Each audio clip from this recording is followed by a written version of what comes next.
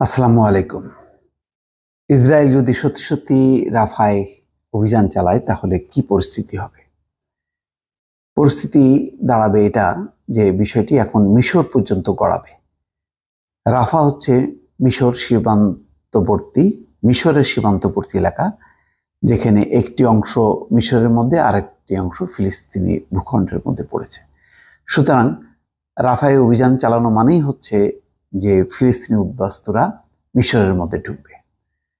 যেই মিশরের রাজধানী কায়রোতে শান্তি আলোচনা চলছে, যুদ্ধবিরতির জন্য চেষ্টা চলছে, সেই রাফাতে যদি ইসরায়েল অভিযান চালায় তাহলে মিশরের জন্য বিপদ হয়ে দাঁড়াবে। এই কারণে মিশর কোনোভাবেই চায় না যে রাফাতে ইসরায়েল যাতে অভিযান চালায়। মিশর এটাও নিশ্চিত করেছে, পরিষ্কার করেছে যে যদি এই কাজ ইসরায়েল করে তাহলে আর এই কায়রোতে যে মধ্যস্থতা চলছে, কাতার, ইসরায়েল, মিশর এবং মার্কিনীদের মধ্যস্থতায়, সেই আলোচনা থেকে বের হয়ে আসবে মিশর। কেননা তখন মিশর নিজেই তো আক্রান্ত হয়ে যাবে, অর্থাৎ হাজার হাজার বা লক্ষ লক্ষ উদ্বাস্তু ঢুকে পড়বে শেষ পর্যন্ত রাফাতে। সুতরাং মিশর এরকম পরিস্থিতি যে হবে এই ব্যাপারে হুঁশিয়ারি উচ্চারণ করেছে এবং বলেছে যে তারা থাকবে না। যদি নাই থাকে তাহলে একেবারে বোঝা যাচ্ছে যে একটা লম্বা সময়ের জন্য আলোচনা ভেস্তে যাবে।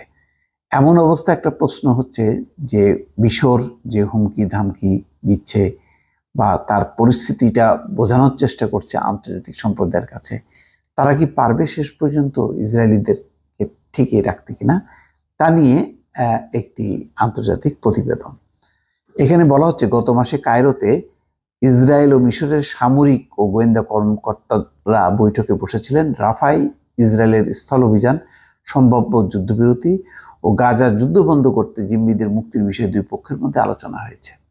কয়েকদিন পর মিশরের একটি প্রতিনিধি দলও তেল আবিব সফরে যান। সম্ভাব্য চুক্তি নিয়ে তারা ইসরায়েলি নিরাপত্তা সংস্থা সিনবেত, মোসাদ ও দেশটির সেনাবাহিনীর সঙ্গে আলোচনায় বসেছেন। এদিকে মিশরের একটি সরকারি সূত্র দেশটির সংবাদপত্র আল শোরককে বলেছে, রাফায় আগ্রাসন চালালে সেটা হবে ইসরায়েল মিশর চুক্তির সুস্পষ্ট লঙ্ঘন। ইসরায়েল রাফায় আগ্রাসন শুরু করলে মিশরও চূড়ান্ত সিদ্ধান্ত নেবে।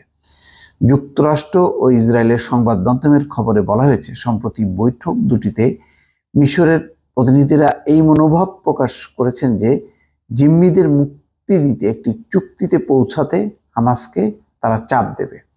ইসরায়েলি সংবাদ মাধ্যমের খবর হচ্ছে, ইসরায়েলের দিক থেকে মিশরকে জানানো হয়েছে রাফায় অভিযান শুরুর আগে চুক্তিতে পৌঁছানোর এটাই শেষ সুযোগ। এই আলোচনার মধ্যেই মিশর নানা পথের চেষ্টা করে যাচ্ছে বাস্তুচ্যুত ফিলিস্তিনিদের স্রোত যেন সিনাই উপত্যকার দিকে না আসে।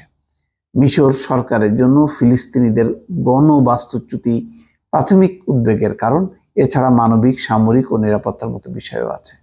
নিজস্ব অধিবাসী এবং গাজার বিভিন্ন জায়গা থেকে উচ্ছেদ হয়ে আসা বিপুল সংখ্যক ফিলিস্তিন সহ রাফা এখন 10 লাখের বেশি মানুষের শহর। সে কারণে সেখানে অভিযানের মনে হচ্ছে লাখ লাখ ফিলিস্তিনির মিশরের দিকে চলে আসা। বারবার এই ধরনের কোনো ঘটনা যাতে না ঘটে তার বিরোধিতা করে আসছে মিশর। ইত্যবসরে রাফায় অভিযানের একটি অপসারণ পরিকল্পনা করেছে।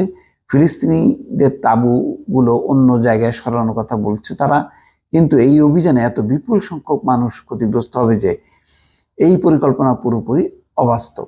তাছাড়া কিছু ফিলিস্তিনি যারা উত্তর দিকে ফিরতে চেষ্টা করছে, ইসরায়েলের গণহত্যার মুখোমুখি হয়ে ও পথে পথে গণকবর দেখে তারাও পথ পরিবর্তন করে সিনাই উপত্যকার দিকে চলে আসবে, তার মানে মিশরের দিকে চলে আসবে।